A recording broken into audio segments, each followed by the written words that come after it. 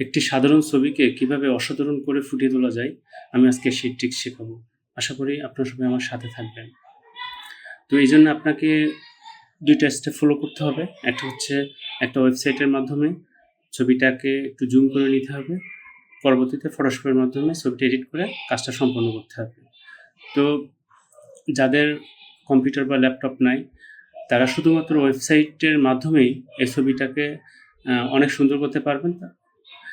আর যারা আরও প্রফেশনালভাবে ছবিটাকে এডিট করতে চান, তারা ওয়েবসাইটের জুম করার পাশাপাশি এটাকে ফটোশপে নিয়ে আরও একটু বেশি সুন্দর করতে পারবেন। তো চলুন শুরু করা যাক।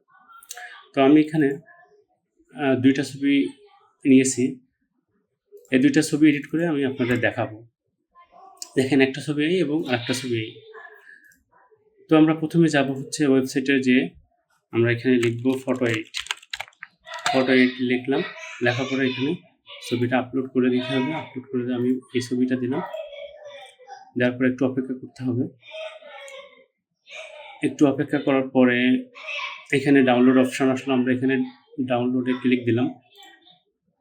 ছবিটা ডাউনলোড হয়ে গেল। আমরা এখান থেকে ডাউনলোডকৃত ছবিটা ওপেন করব। আমরা ওপেন করলাম। আমরা দেখেন, চমৎকার! যাদের ল্যাপটপ বা ডেস্কটপ নাই, যারা ফটোশপ ইউজ করতে পারবেন না, তারা কিন্তু মোবাইলের মাধ্যমে এই ওয়েবসাইটে যেয়ে এই ছবিটা এভাবে এত সুন্দর করে নিতে পারেন। আমি ২ টা ছবির মাঝখানে যে পার্থক্য আছে, ২ টা ছবির মধ্যে যে পার্থক্যটা দেখানোর চেষ্টা করি। দেখেন আপনারা, কি চমৎকার হয়েছে দেখেন। এটা হচ্ছে ওয়েবসাইট থেকে একটু হালকা এডিট করে নেওয়া, আর এটা হচ্ছে আগের ছবি। দেখেন, আর কিছুই লাগে না।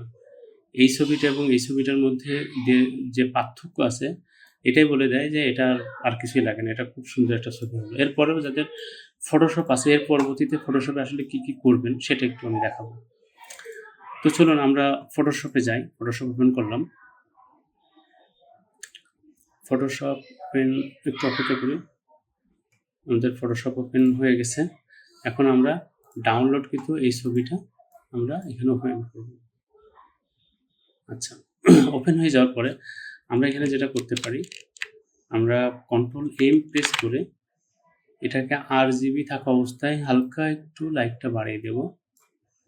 তারপরে এখানে রেড করে দিয়ে এখানেও হালকা একটু বাড়িয়ে দেব। কাজটা একটু হালকা বাড়াতে হবে, খুব বেশি বাড়ানো যাবে না। আচ্ছা, এরপরের কাজটা হচ্ছে যে এখানে নর্মালি আমাদের খুব বেশি কাজ করব না। এখানে যদি আমাদের অনেক সময় ঠোঁটে একটু লিপস্টিক দিলে এটা জিনিসটা খুব সুন্দর দেখা যায়। তো এটা কিভাবে দেবো আমরা এখন দেখব। তো সেক্ষেত্রে আমরা এই অপশনে ক্লিক করব, ক্রিয়েট নিউ অ্যাডজাস্ট লেয়ার, এখানে ক্লিক করব। এখান থেকে আমরা সলিড কালারে ক্লিক করব। করার পরে আমরা কোন কালারের লিপস্টিকটা দেবো সেই কালার সিলেক্ট করব। তো আমি এই কালারটা সিলেক্ট করতেছি। ওকে প্রেস করলাম। ওকে প্রেস করার পরে আমি এই যে সাদা যে কালারটা আছে, আমি এটার উপরে ডাবল ক্লিক করলাম। করার পরে দেখেন এখানে ইনভার্ট লেখা, আমরা ইনভার্টে ক্লিক দেব। ক্লিক দেওয়ার পরে ওকে করে দিলাম। আচ্ছা, দেওয়ার পরে এখানে আমাকে ব্রাশ টুলটা সিলেক্ট করতে হবে। এটা হচ্ছে ব্রাশ টুল। ব্রাশ টুল সিলেক্ট করা থাকা অবস্থায় আমি ছবিটাকে একটু জুম করে নিই। এই যে ঠোঁটটা যেভাবে আছে, আমি ঠোঁটটা এভাবে আঁকবো। তো ঠোঁটটা আমি এখানে ক্লিক দেবো, ক্লিক দিয়ে এভাবে আঁকবো। এই ঠোঁটটা যেভাবে আছে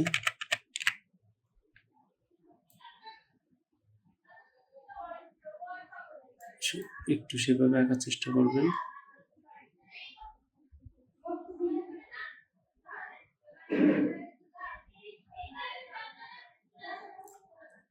আচ্ছা, যদি এখানে একটু সমস্যা থাকে এভাবে পরবর্তীতে আবার এভাবে কারেকশন করে নিতে পারবেন। বাইরের আকৃতিটাই একটু সময় লাগে, ভিতরেরটা সময় লাগবে না। তারপরে এটা একটু জুম করে দিয়ে আপনি এটা এভাবে ভরাট করে দিয়ে দেবেন।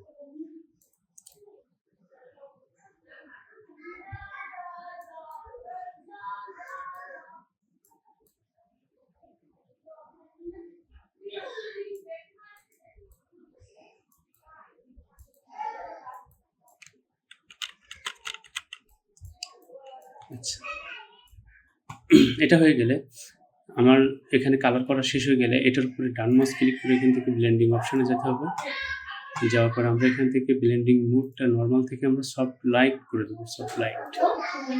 সফট লাইট করে দেওয়ার পরে আমার এখান থেকে অল্টার চেপে ধরে এই অপশনগুলো এদিকে একটু সরাতে হবে, এইভাবে এগুলো সরাতে হবে, এভাবে আমি সরাই নেব। আচ্ছা, সরাই নেওয়ার পরে আমি এখান থেকে ওকে দেবো। দেওয়ার পরে আমি এখান থেকে কি করবো, এখান থেকে ফিল্টারে যাব, ফিল্টার থেকে ব্লার থেকে কনসেন্ট ব্লার যাব।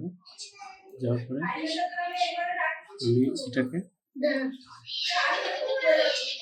হালকা করে দেবো, হালকা।